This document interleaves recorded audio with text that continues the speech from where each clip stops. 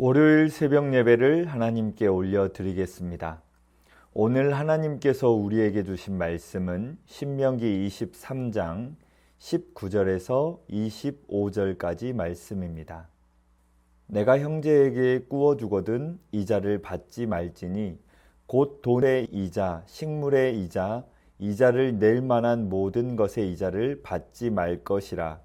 타국인에게 내가 꾸어주면 이자를 받아도 되거니와 내 형제에게 꾸어주거든 이자를 받지 말라. 그리하면 내 하나님 여호와께서 내가 들어가서 차지할 땅에서 내 손으로 하는 범사의 복을 내리시리라. 내 하나님 여호와께 서원하거든 갚기를 더디하지 말라. 내 하나님 여호와께서 반드시 그것을 내게 요구하시리니 더디면 그것이 내게 죄가 될 것이라. 내가 서원하지 아니하였으면 무죄하리라. 그러나 내 입으로 말한 것은 그대로 실행하도록 유의하라. 무릇 자원한 예물은 내 하나님 여호와께 내가 서원하여 입으로 언약한 대로 행할지니라. 내 이웃의 포도원에 들어갈 때에는 마음대로 그 포도를 배불리 먹어도 되느니라. 그러나 그릇에 담지는 말 것이요 내 이웃의 곡식 밭에 들어갈 때에는 내가 손으로 그 이삭을 따도 되느니라. 그러나 내 이웃의 곡식 밭에 낫을 대지는 말지니라. 아멘. 십계명에서 도둑질하지 말라는 8계명과 탐내지 말라는 10계명과 연결이 됩니다. 부당하게 남의 것을 가로채는 행위의 사례들을 소개하고 약자의 생존을 도울 방법을 다룹니다. 탐해서는 안 될 것이 성뿐일까요? 아닙니다. 타인의 소유도 자유도 생명도 그리고 하나님의 것도 탐해서는 안 됩니다. 오늘 본문은 다양한 규정의 집합체입니다. 먼저 본문에서는 이자 수익에 대해서 기록합니다. 하나님께서는 가나안 땅에 들어가게 되는 이스라엘 자손에게 이자 수익에 대하여 규례를 정해 주셨습니다. 만일 동족 이스라엘 사람에게 꾸어준 것이 있으면 이에 대한 이자는 받지 않게 하셨습니다. 출애굽기의 이자 금지법과 달리 신명기의 강조점은 형제에 있습니다. 채권자의 권리를 내려놓고 소작인 이 수확 열매를 내어놓는 것은 상대가 모두 형제이기 때문입니다. 아무리 궁핍해도 손이 아니라 낯을 사용하여 형제의 재산을 침해하면 안 됩니다. 형제를 배려하되 이용하면 안 됩니다. 그들은 광야에서 태어나 하나님의 은혜로 살아남았습니다. 그리고 이제 가나안 땅을 공짜로 선물 받게 되었습니다. 그들은 생명을 함께 해온 하나님의 백성입니다. 하나님의 전적인 은혜로 생존하여 가나안 땅을 차지한 그들은 이제 함께 살고 함께 죽는 생명 공동체가 되어야 했습니다. 동족 이스라엘이 어려움을 당하면 도와주는 것이 너무나 당연한 일이고 양식이 필요하면 남은 양식을 그대로 주는 것이 마땅하다는 것입니다. 그러니 이스라엘 동족 사이에 이자를 주고받는 것은 하나님 보시기에 합당하지 않게 보이는 것이 분명합니다. 따라서 하나님께서는 이스라엘 백성에게 그들이 가나안 땅에 들어가거든 동족이 어려움을 당할 때에 아무런 대가를 기대하지 말고 도와주기를 원하셨습니다. 돈이 필요한 사람이 있으면 돈을 그냥 주라는 것입니다. 아니면 기간을 정해놓고 이자 없이 돈을 빌려주라는 것입니다. 이렇게 하여 이스라엘 동족 사이에 이자를 주고받지 않게 하셨습니다. 봄에 파종할 곡식이 필요하다면 돈을 주거나 빌려주는 것처럼 하고 이에 대한 이자는 받지 말아야 한다고 선포합니다. 가장 아픈 곳이 몸의 가장 중심이라는 말이 있습니다. 건강한 공동체는 약자를 중심으로 돌아가는 곳입니다. 연약한 자들이 인간다운 삶을 보장받는 곳이 언약 공동체입니다. 이자 금지는 언약 백성의 모든 소유가 하나님의 선물이며 자신은 하나님께 빚진 자임을 아는 자만이 실천할 수 있습니다. 400년 동안 애굽에서 객이었고 40년 동안 광야에서 나그네였던 자신의 처지를 상기하면서 상거래의 원리가 아니라 자비의 원리로 연약한 지체를 대해야 한다는 것입니다. 다음으로 서원에 대해 기록합니다. 본문 19절에서 20절 말씀은 이스라엘 동족 사이에서 사람과 사람 사이의 금전 관계에 대한 말씀이라면 21절에서 23절은 하나님과 이스라엘 백성 사이의 관계에서 서원의 문제를 다루고 있습니다. 본문의 서원이라는 단어는 매듭을 묶는다는 뜻입니다. 하나님께 약속해 묶은 것이든 사람에게 약속해 묶은 것이든 반드시 그 매듭을 풀어야 한다는 것입니다. 하나님께 말로 헌금을 작정한 것이든 하나님께 무슨 일을 하겠다는 작정이든 또는 어떤 일을 삼가하겠다는 맹세든 행동이든 말로만 소원하는 것이 아니라 실행하라는 것입니다. 모세는 이스라엘 자손에게 하나님께 무엇인가를 드리기로 맹세한 것이 있으면 늦기 전에 실행하라고 명령합니다. 실행을 늦추는 것은 죄가 되기 때문입니다. 본문의 서원은 자신의 의지에 따라 좌우되는 것으로 오히려 하나님 앞에 죄가 될 수도 있으므로 무엇보다도 하나님 앞에서 스스로를 통제할 수 있는 성숙한 믿음이 우선되어야 한다는 것입니다. 우리가 서원한 것, 이것에 대한 실행을 늦추는 것은 하나님과 사이에서 밀당하자는 것입니다. 하나님 입장에서는 답답하실 것입니다. 하나님은 우리에게 돈을 받으려는 분이 아닙니다. 우리에게 더 주시려고 준비하고 계시는 분이지 우리를 쥐어짜서 무엇을 받아내시려는 분이 아니십니다. 세상의 지도자들은 그런 의도와 계획을 가지고 백성을 대합니다. 그러나 하나님께서는 모든 것이 하나님의 것이기에 그럴 필요가 없으십니다.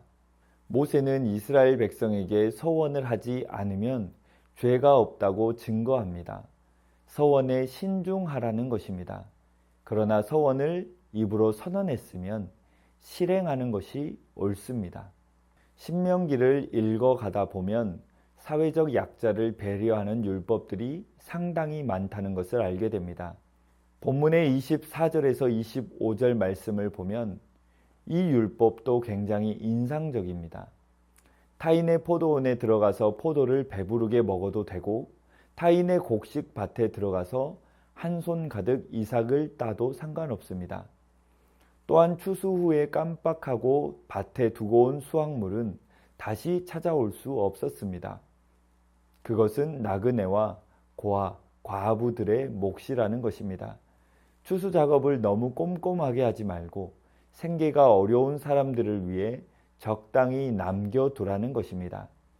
이 법의 혜택을 받는 사람들 입장에서는 감사한 법이지만 이 혜택을 제공해야 하는 사람들에게는 그렇게 반갑지만은 않은 규정입니다. 우리는 오늘 말씀을 통해 이스라엘 민족 전체가 하나님으로부터 이런 혜택을 제공받으며 지내왔다는 것을 생각해 볼 필요가 있습니다. 이집트로부터 탈출한 히브리 노예들을 하나님은 다시 이집트로 돌려보내지 않으셨습니다. 가나안 땅에 들어가서 그 땅의 소출들을 마음껏 취할 수 있도록 허락하셨습니다. 광야에서 하루 먹을 양식이 없을 때 만나와 메추라기를 내려주셨습니다.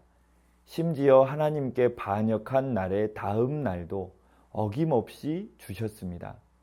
그들의 생존권을 담보로 삼지 않으셨다는 것입니다. 또한 하나님께서는 언제나 은혜의 여지를 남겨두셨습니다. 심판의 낯을 단 한 번도 끝까지 대신 적이 없었습니다. 사실상 이스라엘 민족 전체가 하나님으로부터 이런 혜택을 받고 있었다는 것입니다. 내 노력의 성과라고 생각하는 만큼 나를 위해 쓸어 담을 것이고 내게 주어진 은혜라고 생각하는 만큼 남을 위해 남길 수 있을 것입니다. 하나님께 받았다고 생각하면 베풀어도 아깝지가 않습니다. 하지만 내가 직접 벌었다고 생각하면 조금만 베풀어도 아까워지는 것입니다. 사랑하는 성도님들, 오늘 말씀을 통해 주시는 교훈이 무엇입니까?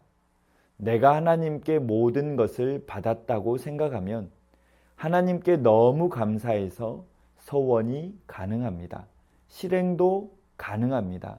이웃에 대한 이자 안 받아도 괜찮습니다. 남을 위해 남겨둘 수 있습니다. 하지만 내가 직접 벌었다고 생각하면 서원할 마음이 생기지 않습니다. 이자를 안 받으면 아깝고 손해보는 것 같습니다. 나누어 줄 수가 없습니다. 내가 벌었다고 생각하면 모든 것이 다 불가능합니다. 오늘 하루도 하나님께 받은 은혜로 말미암아 넉넉히 베풀고 나누며 섬기는 복된 하루 되시기를 주님의 이름으로 축원합니다. 이 시간 말씀 의지하여 함께 기도하겠습니다. 내 노력의 성과가 아닌 내게 주어진 은혜임을 기억하게 하옵소서. 내가 번 것이 아니라 하나님께서 주신 것임을 잊지 않게 하옵소서. 하나님을 위해 이웃을 위해 베풀고 나누는 복된 인생 되게 하옵소서. 이 시간 말씀 의지하여 함께 기도하겠습니다.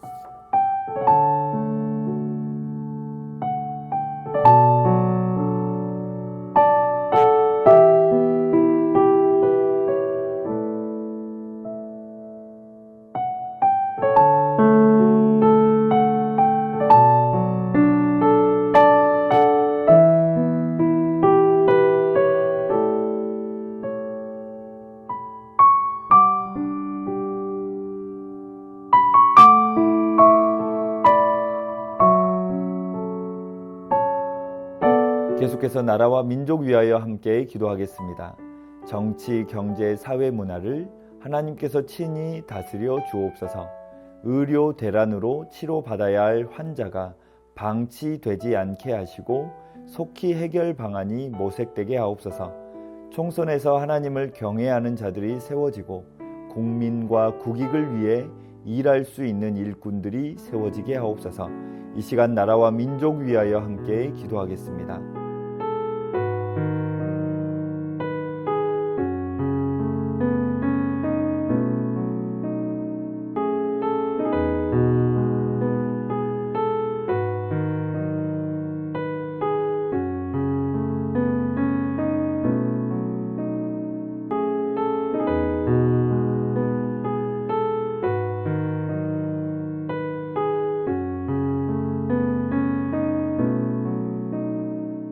계속해서 교회를 위하여 함께 기도하겠습니다.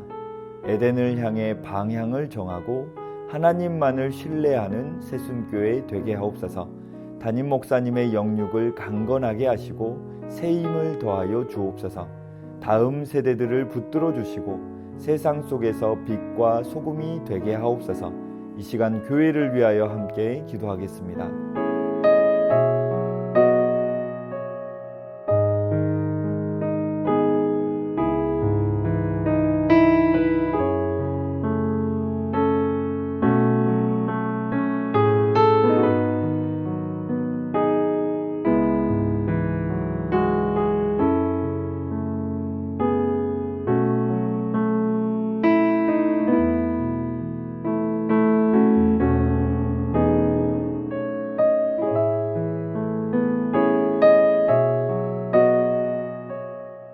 캄보디아 조학현 정승원 선교사님을 위해 기도하겠습니다. 주한 캄보디아 대사관으로부터 종교 비자를 취득해서 5월에 귀임할 수 있게 하옵소서. 동역자 이 자매가 다시 갑상선 기능이 약해졌는데 암 재발로 가지 않고 치료되게 하옵소서. 환우분들을 위해 기도하겠습니다. 정석현 집사님의 아버님 폐혈증으로 중환자실에 계십니다. 고비를 잘 넘기게 하시고 회복시켜 주옵소서. 염점동 집사님 전립선암 수술 이후 회복 중에 있습니다. 이후 모든 과정 가운데 하나님의 인도하심을 신뢰하게 하옵소서. 조국빈 집사님 직장암 수술 후 회복 중에 있습니다. 암세포를 남김없이 제거하여 주시고 완전히 회복시켜 주옵소서. 한양림 권사님 목 디스크 통증으로 치료받고 계십니다. 속히 통증이 사라져서 건강한 일상을 사는데 어려움 없게 하옵소서. 최기숙 집사님 유방암으로 항암 중이며 5월 중 수술 예정입니다. 항암과 수술하는 과정 중에 하나님 역사하셔서 깨끗하게 치료되게 하옵소서. 김민정 집사님 갑상샘암 판정받았고 수술 마쳤습니다. 수술 이후 회복과 방사선 치료 가운데 함께하여 주시고 잘 견뎌낼 수 있는 힘과 믿음 허락하여 주옵소서. 이정희 집사님 담도암 수술 후 회복 중에 있습니다. 완치까지 선하게 인도하옵소서. 이용림 성도님 등에 생긴 종양 치료를 위해 항암 중입니다. 후유증 없게 하시고 완치까지 선하게 인도하옵소서. 권호순 권사님 계속되는 항암 가운데 많이 힘든 상황 속에 있습니다. 면역력이 높아지고 체력이 생겨서 모든 항암의 과정을 이겨내게 하시고 하나님의 역사가 나타나게 하옵소서. 노성빈 형제님 크론병으로 주사제 치료를 이어오고 있습니다. 피부 발진의 부작용이 더 이상 생기지 않게 하시고 살도 오르게 하셔서 힘있게 생활하게 하옵소서. 이외에도 최경아 집사님의 아버님, 주한숙 권사님, 차영미 권사님, 윤금덕 권사님, 김진옥 집사님의 어머님, 이기범 집사님, 강동엽 어린이, 이민남 권사님, 신혜남 권사님, 김인혜 집사님, 최혁기 성도님, 이길태 집사님, 김찬준 집사님, 김영자 권사님, 정순궁 권사님, 김봉남 권사님, 김광순 권사님, 박문천 집사님, 최혜랑 집사님의 아버님, 모든 환우분들의 몸과 마음을 회복시켜 주옵소서. 이 시간 선교사님과 환우분들을 위해 기도한 후 개인 기도하겠습니다.